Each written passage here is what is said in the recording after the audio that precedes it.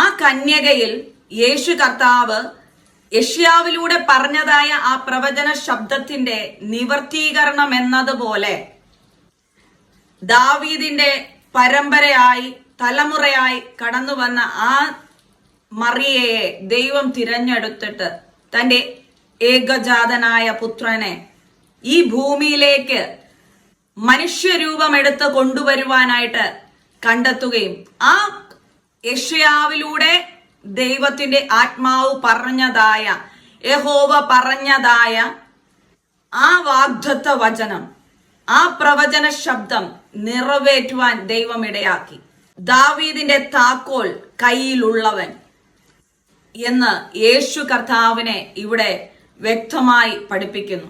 അനേകം പ്രവാചകന്മാർ പഴയ നിയമത്തിലെ പ്രവചന പുസ്തകത്തിൽ പറഞ്ഞിട്ടുണ്ട്, നമുക്കായി ഒരു മെഷിക കടന്നു വരും,